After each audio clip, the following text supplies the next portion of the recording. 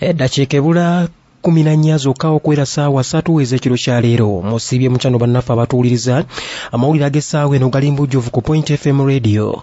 Nze muzzukulu wa Katongole Brian Kawesi Mulungi gakusomera.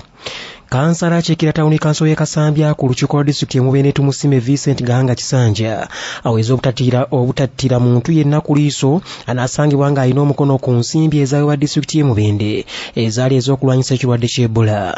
Olwaliro olukiiko lw'abakansala lumutaddemu obwesige okumukwasa omulimu gw'okukulemberamu akakiiko akalondeddwa akagenda okuwuliriza ku mayitire n'ensaasanya ensimbi ezo era asuubiza okukolera ddala ekyennyini abakiise kye bamulabyemu awatali kwekubira ludda.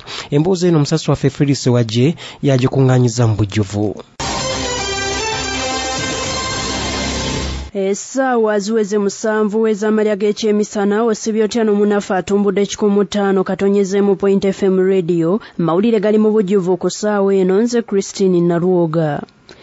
Minisita w'ebyenjigiriza n'ebyemizannyo mu gavumenti ya wakati Janet Kataha Museveni ayagala akakiiko akalondoola ebyenjigiriza mu matendekero aga waggulu aka National Council of Higher Education okwongera amaanyi mu kulondoola ebisomesebwa abayizi mu matendekero aga waggulu okulaba nga bituukana n'ebyetaago eby'omulembe guno.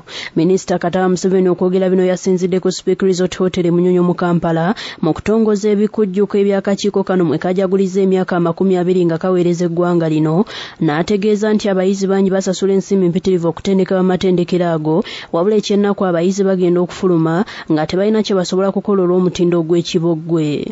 Minisita Kataha Museveni era ayagala akakiiko kano okulungamya omutindo gw'ebiweerezebwa ku mutimbagano gwa intaneti kubanga abavubuka bangi omutimbagano guboonoonye olw'okubulwa ekyokukola.